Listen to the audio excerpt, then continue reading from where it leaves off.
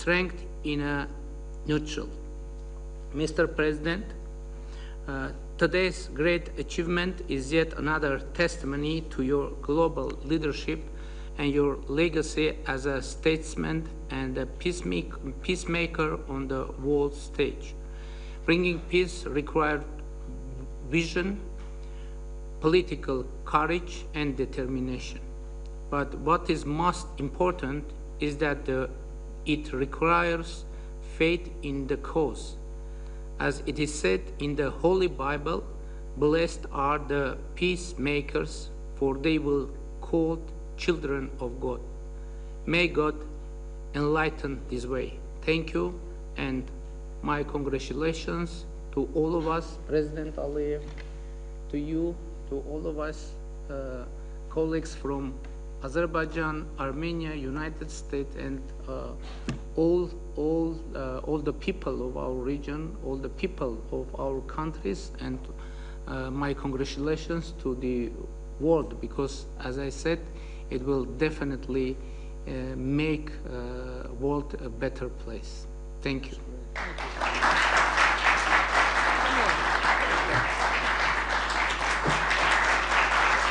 President of the United States, the President of the Republic of Azerbaijan, and the Prime Minister of the Republic of Armenia will now sign the joint declaration on the outcomes of the Trump Route for International Peace and Prosperity Summit. That's really They will beautiful. sign 3 copies in English. The President of the United States signs as a witness to the President of the Republic of Azerbaijan and the Prime Minister of the Republic of Armenia, affirming their path to peace, stability, and prosperity. We kindly ask that all guests remain seated for the signing of the documents.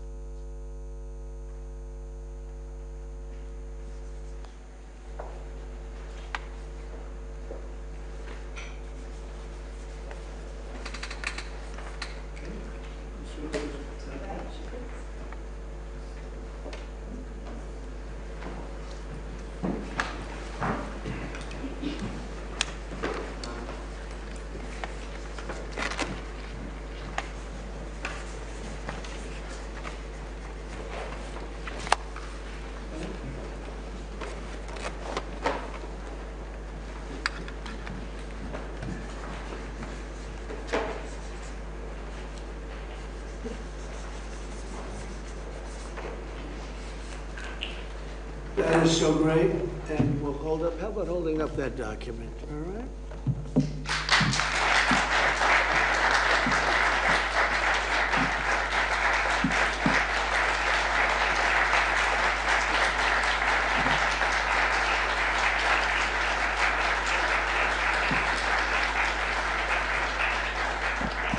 Well, thank you. This is really a big day, and we have some other big announcements, but I didn't want to make them because I don't want to do anything that could even in a little way overshadow what's taken place today. 35 years of death and hatred, and now it's going to be love and respect and success together. And I didn't really want to do anything that would in any way overshadow. I don't think it can be overshadowed when you're at war and so many people have suffered and so many people have been killed, and now you're going to have great peace. And I look forward to that corridor, because that corridor sounds, I'm going to have to get over there. I'll bring Senator Daines with me, and we're going to have to get over there, Steve. So, but this is a really great achievement, and I congratulate you. You're 2 incredible leaders. You're going to go down in history. And I've read the whole thing about how long it took, and you thought you were there and people let you down, and sometimes you probably let people down, maybe. I don't know how it works, but that's the way it usually does. But this is something that is very, very special. So I don't want to get in the way of it at all, but we'll take a few questions, maybe at least slightly related, but we have some other things to announce later on in the day. Peter, please. Related, just because you mentioned the elusive peace in Ukraine. Who is holding up this Ukraine ceasefire summit? Is it Putin or is it Zelensky? Well, I think it's, that one is, as you know, we've been working on a lot of these deals. We've closed every single one of them all throughout the world, and that's the last of them. And they're losing, Peter, about 6, maybe even 7,000 soldiers every single week. Russia, as you know, lost almost 25,000 over the last month and a half, and Ukraine lost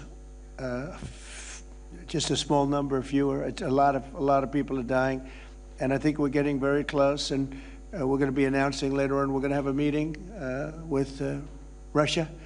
We'll start off with Russia, and we'll announce a location. I think the location will be a very popular one for a lot of reasons.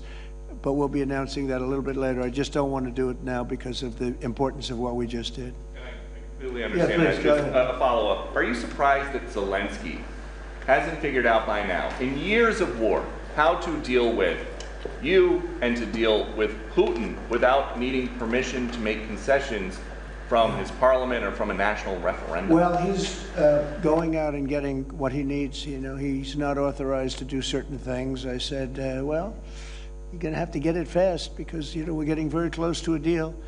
And he's doing that, and he's working with the European nations, and they're terrific people, terrific leaders, NATO. And as you know, I became very friendly with them. They agreed to go from 2% to 5%, 2% that they didn't pay to 5% that they've already paid. It's trillions of dollars. So, you know, we're working together very closely. But no, in all fairness to President Zelensky, he's getting everything he needs to assuming we get something done. But I'll be meeting very shortly with President Putin. It would have been sooner, but I guess there's security arrangements that unfortunately people have to make. Otherwise, I'd do it much quicker.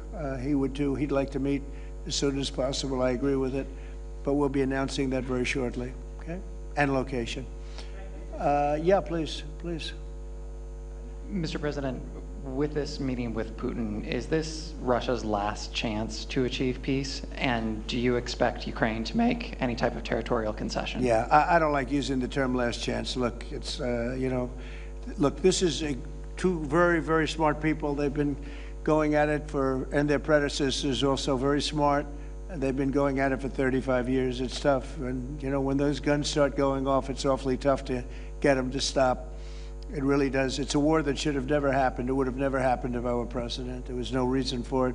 So many people are killed, so much cultural destruction. You look at those magnificent towers, the most beautiful in the world. You know, the spires were considered the most beautiful in the world. They're all in a million pieces, laying on the ground, all obliterated, knocked into a million pieces. So sad. But millions of people have died, and very, very much set in their ways. A lot of people were set in their ways, but I think we're getting close. I mean, this was not my war. This was Biden's war. But the European Union has been great. As you know, they're purchasing equipment from us. They have a lot of money, and they're spending a lot of money on buying equipment. We're not spending money, but we are supplying them equipment. They're paying for it. And I think, you know, I think that a lot of things happened recently that would make this go forward. I'm not going to mention anything having to do with India, but maybe that had an impact. But what really had an impact was NATO has stepped up in terms of their spending on buying military equipment. You know, we're in for probably through Biden and his people, $350 billion. $350 billion. When they hear these numbers, you're saying that's a lot of money. $350 billion the United States has spent on that. It should have spent nothing because it should have never happened. It would have never happened. And Europe is in for over $100 billion, which is, it should be the opposite if we were in for anything, but it should be the opposite. And I will say that Europe wants to see peace. The European leaders want to see peace. President Putin, I believe, wants to see peace, and Zelensky wants to see peace. Now, President Zelensky has to get all of his everything he needs because he's going to have to get ready to sign something, and I think he is working hard to get that done. Well, you're looking at territory that's been fought over for 3.5 years with, you know, a lot of Russians have died, a lot of Ukrainians have died. So we're looking at that, but we're actually looking to get some back and some swapping. It's complicated. It's actually nothing easy. It's very complicated, but we're going to get some back. We're going to get some switched. There'll be some swapping of territories to the betterment of both. And but we'll be talking about that either later or tomorrow or whatever. Yeah, please. Say it. If I could ask a question of your guests and also of you. Yeah. Of the guests, will the Armenians from Nagorno-Karabakh be allowed to return? And also, do you have any thoughts on the talk about President Trump winning the Nobel Peace Prize? And for President Trump, you're working on resolving 2 other major conflicts. In Gaza, you've spoke of resettling the Gazans. The country of Somaliland has expressed potential interest if you were to diplomatically recognize their independence. Are you inclined to do so? And also, did President Putin present an award to Mr. Witkoff during their recent visit? He likes Mr. Witkoff, I can tell you that. That's true. Please, go ahead.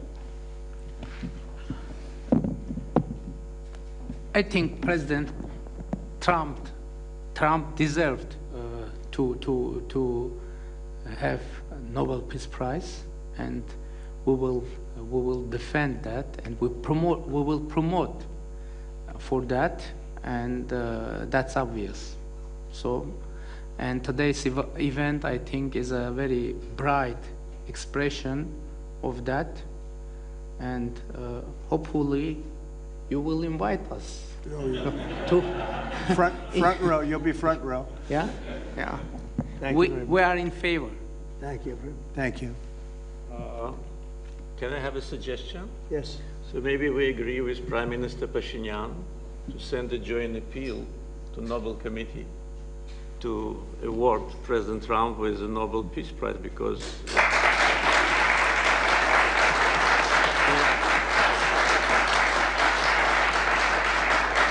from the leaders of the countries which were at war for more than 3 decades, having this historic signature here, it really means a lot. This is tangible result of President Trump's leadership, and no one could have achieved that. There have been many presidents here since beginning of 90s, and the so-called Minsk process, which, by the way, today we put an end to with my Armenian colleague, started in 1992. So negotiation under the auspices of OSCE continued for more than 3 decades without any result. So who, if not President Trump, deserves the Nobel Peace Prize? I don't want to go into the history of some very strange decisions of the Nobel Peace Committee to award the prize for someone who didn't do anything at all. But President Trump, in 6 months, did miracle. So I think that my Armenian colleague will support it, and judging by the reaction of the audience, I think as soon as we come back, we will agree to issue a joint letter, and hopefully, and I also join when President is awarded, we hope that he will invite us to the ceremony. You certainly will be. Thank you very much. Do we have draft to sign now? Well, we'll see what happens. We already like to sign. Thank you very much. It's very nice. We're looking into that right now. Good question, actually, and another complex one, as you know, but we're working on that right now. Somaliland. Thank you so much. I wanted to ask you, have you spoken to Russian President Putin yet, and would you go to Russia or Ukraine, and what exactly would you say to him? We'll be announcing a location in maybe a little while, and I think you'll be very happy. We'll see what happens, right? All we can do is do our best. We've been working on this one for a long time. This is a very complicated one also. This was extremely complicated, but we made it less complicated, and we had 2 very brilliant people on my right and my left. They understood what was at stake. I think if it didn't get done now, it might have never gotten done. So this is the same, very similar with Ukraine. It became more and more complicated as time went on. It was simple at the beginning. It wasn't going to happen. But it became more and more complicated. But I think we're getting close. Yes, ma'am. Yes, go ahead, please. Could the location for the summit be Italy? Location, Oh. Italy. I will give it to you very soon. Honestly, I don't want to do anything. These guys, I don't want to do anything where that's like, because this is a bigger story than a location. A location's good. I'm a real estate person. I know about a location. But there's nothing to compete with this in terms of what we're doing today. It's just such a great achievement for these 2 really they'll go down as great leaders for what they did. I put them together, but what they have been able, and I don't want to do anything. So we'll talk about it later. Today, we'll give you a location today. You were talking about sending military forces to fight against the drug cartels in Latin America. Do you think it's worth sending our forces, our U.S. forces there to take this on? Cartels where? Central Latin America. Well, Latin America's got a lot of cartels. They've got a lot of drugs flowing. So, you know, we want to protect our country. We have to protect our country. We haven't been doing it for 4 years. And we love this country like they love their countries. We have to protect our country. So, you know, we're playing a tough game, but we'll have more to say about that soon. Yes, ma'am. Mr. President, I'm Musala from Azerbaijan News Agency Report. So we are grateful to be here. Today you host a truly historic meeting. As a person who values diplomacy and global interaction, do you consider the possibility to visiting Azerbaijan? Actually, you mentioned Azerbaijan and Armenia after this meeting. Well, To visit our countries, do you consider to visit? Wow. which one do I consider better? Yes. Oh, I think if I ever said that you would say, this guy couldn't have solved the problem. You know what? I consider them both great, okay? And you know what? They're going to be even greater. But and they're very different in many ways, but they have a lot in common. But they're both great as far as I'm concerned. Yeah, please. It's an interesting question, right? That would have been a hell of an answer if I said, well, I think I like this one or that one. No, we don't do that. Go ahead, please. Mr. President, first of all, thank you for bringing peace to South Caucasus, something that no one has been able to achieve in 35 years. Thank you. That's number one. We also noticed that you think highly of the commitments that the sides have taken on and assumed. However, considering the long history of conflict and the fact that this is not a legally binding document, will there be consequences if at some point one of the sides takes a step back? I don't think it's going to happen. I think it's going to be very good. And I told them, I gave them a personal commitment. If there's, you know, there's always little problems here and there, right? The big ones have been solved. These are the giant ones have been solved. But if there's conflict, they both know they're going to call me and we're going to get it straightened out. They're not going to have a problem. Where are you from? Okay, good. Very good. I was wondering. It was a very unusual question. But it's not unusual considering you're from Armenia. If there's a problem, we will get it worked out. I told them both, don't let the problem last. We get it early, and we'll get it solved. Good reporter you have over there. Okay. Can I ask? Please. First of all, I'd like to say that today we initialed the peace deal, which was in the process of negotiations for quite a while. The fact that it is initialed here, in the capital #1 of the world, in the office #1 of the world, and in front of the great President of the United States, means that there should be no doubts and no suspicions that any of the sides would step back. If any of us, Prime Minister Pashinyan or myself, had in mind to step back, we wouldn't have come here.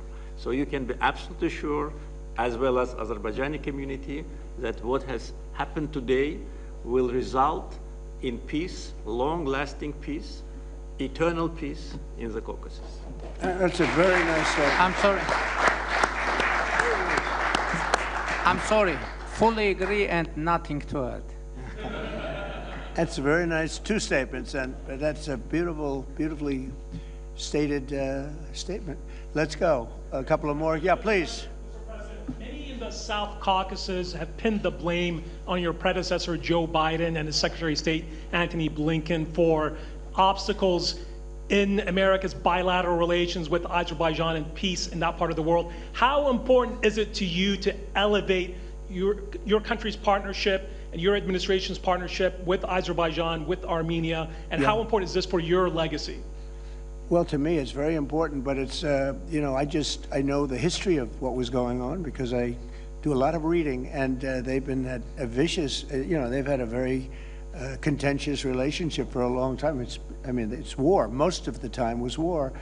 And so to get it done, they're great people. I know a lot of people from Armenia. I know a lot of people from both countries. And they're incredible people, and it shouldn't happen, what has happened. I wish we could have been here sooner, you know, if the election were different. I'm going to be nice today. I'm not going to be controversial and say the election was rigged. I would have had this thing solved 4 years sooner.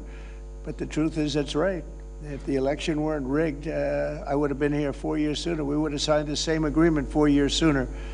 But it didn't happen, and the Biden administration did really very little, actually nothing, to get it done. But they did nothing to get really anything done. It was this country was in very serious shape. And I say it over and over again. I met all the leaders of NATO. I went, as you know, to the Middle East. I was with the King of Saudi Arabia, the leaders of great countries, right? Qatar and UAE and others in the Middle East. And everyone essentially said the same thing. We had a dead country 1 year ago. We had a dead country. Our country was dying. And now we have the hottest country anywhere in the world. It's not even close. We have the hottest country in the world. And it's an honor to use that, if you call it power or respect or whatever it is, to settle wars like we have right here to my left and my right. And these two guys are very smart. I got to know them, and they're very smart. They're not going to, I don't think they're going to ever have to bother with me. They may call me just to bug me a little bit. Let me put them to a test, and they'll call because they like to call me. But they're not going to have any problem. We have a very comprehensive agreement. It's a peace agreement. And this isn't ceasefire. This isn't we'll hold off. This is a peace agreement. And they're going to end up doing a lot of business with each other. They're going to do a lot of business with the United States. And I'm going to always remember, at least during the time that I'm here, I'm going to remember how smart they were, how good they were.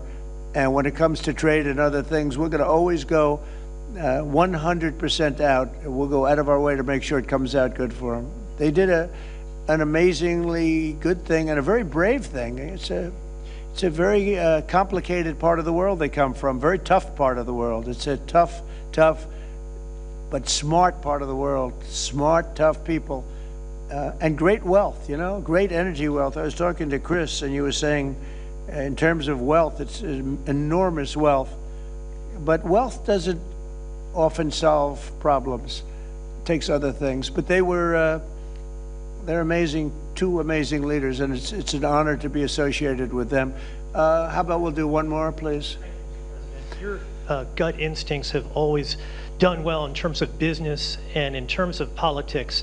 What does your gut tell you as it relates to the possibility of an event like this in the next few weeks, the next few months, in which you have President Putin on one side and President Zelensky on your other side? I think my instinct really tells me that we have a shot at it, okay? And you'll find that out later on, and maybe even today, but we have a shot at it. Look, it's got to be solved. We're not losing people. A lot of people say, why are you bothering? We're not losing people. We were spending hundreds of billions of dollars. Now we're spending nothing. We're spending no money. I guess we're making money because, we're great. We have the best military equipment in the world. We're selling it to NATO. But you're losing thousands of people a week. Russians and Ukrainians mostly soldiers, but, missiles are lobbed into cities and towns, Kiev, lots of places. You've been reading the same stories that I've been reading. And we got to get it solved. The Norwegian Nobel Committee will make their announcement as it relates to this year's Nobel Peace Prize on October the 10th, Friday, October the 10th. Is that date circled on your calendar, Mr. President? I can't say. I mean, a lot of people say, no matter what I did, because, I'm of a certain persuasion, no matter what I do, they won't give it. And I'm not politicking for it. I have a lot of people that are. I know. I mean, I read the same things as you do. But it would be a great honor, certainly. But I would never politic. I'm not doing it for that. I'm doing it because of, I really, number one, I want to save lives. That's why I'm involved so much with Ukraine and Russia. It's saving lives of Russians and Ukrainians. It's not American lives. Now, I would say this, that war could have escalated in something much, that could have been a world war. I think if we didn't come, Ukraine-Russia would have ended up being a world war. And I stopped that. That stopped. Now the only question is, when is it going to be settled? And it could be very soon. but when is it going to be? But that would have been a world war. If I didn't come along with a very talented group of people sitting largely right here, but there are others not in the room that are very talented, I think Russia, Ukraine would have had a very, very high degree, I think even probably would have ended up being in a world war. I don't think people talk about that now because they don't see it anymore, but we brought it down a long way. But that was getting to a point. When I first came in, I said, wow, this thing is really bad. And it could have escalated to a level that you people would have been very unhappy with. Yeah. Your predecessor, Mr. President, President Ronald Reagan, had a phrase as it relates to dealing with the then Soviet Union and also Mikhail Gorbachev. The phrase was trust but verify. Do you subscribe to that same view as it relates to Mr. Putin and Russia? Well, I do, relating to everybody. I mean, not just President Putin, but also people and leaders that I deal with. Look, I'm dealing with trade, and some of the worst deals we made, some of the worst trade deals we have. I talk about friend and foe, right? Friend and foe, two interesting words. Some of our worst trade deals were not with the foe, they were with the friends. Our friends were just killing us on trade. Not anymore. Not anymore. We're taking in trillions of dollars, and we're respected, and we're settling, through trade, even a little bit here, less here than on some, but through trade, I got things settled. With India, Pakistan, I think it was trade more than any other reason. That's how I got involved. I said, I don't want to be dealing with countries that are trying to blow up themselves and maybe the world. They're nuclear nations. That was a big one. Getting that one settled, I think you'd agree, that was a big one. And they were going at it, they were shooting airplanes out of the sky. 5 or 6 planes got shot down in their last little skirmish, and then it was going to escalate from there, and they could have gotten to be very, very bad. Now, I want to save a lot of lives. I love saving lives. That's what it's about. And when you save lives, you really end up having a peaceful world. Usually that ends up pretty well. I want to thank everybody, but in particular these two great leaders for having the courage to do what they did today, and they're going to go down in the history books, and it's a great honor to be involved. Thank you very much.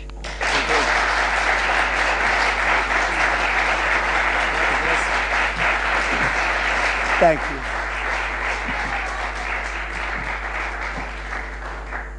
अमरीकी सदर Donald Trump के सदर Azerbaijan और वज़ीर आज़म Armenia के हमरा media briefing जारी थी। वज़ीर आज़म आर्मीनिया ने कहा कि बहुत ज़्यादा कोशिशें की हैं, आज तारीख़ी दिन है, अमन के लिए नया रास्ता खुला है। अज़रबैजान और आर्मीनिया ने मुकम्मल जंगबंदी का मुआहिदा कर लिया है और सदर डोनाल्ड ट्रंप की काविशों से ये अमन मुआहिदा मुमकिन हुआ है। सदर डोनाल्ड ट्रंप पूरी दुनिया में अमन के लिए अहम किरदार अदा कर रहे हैं, ऐसा कहना था वज़ीर आज़म आर्मीनिया का। अमरीकी सदर डोनाल्ड ट्रंप ने सदर अज़रबैजान और वज़ीर आज़म आर्मीनिया के हमरा मीडिया ब्रीफिंग की है। सदर डोनाल्ड ट्रंप ने अज़रबैजान और आर्मीनिया के दरमियान अमन मुआहिदा करवा दिया है। अज़रबैजान और आर्मीनिया ने मुकम्मल जंगबंदी का मुआहिदा किया है। अमरीकी सदर डोनाल्ड ट्रंप ने इस हवाले से कहा कि जब आप सुलह करवा देते हैं और ख़ित्ते में अमन कायम करते हैं तो इवेंचुअली अमन आपके ख़ित्ते में लौट कर वापस आता है। अज़रबैजान और आर्मीनिया ने मुकम्मल जंगबंदी का मुआहिदा कर लिया है। खबरिस्तान एजेंसी इस चीज़ को रिपोर्ट भी कर रही है। बहुत डिटेल प्रेस कॉन्फ्रेंस की अमरीकी सदर डोनाल्ड ट्रंप के हमरा सदर अज़रबैजान और वज़ीर आज़म आर्मीनिया मौजूद थे।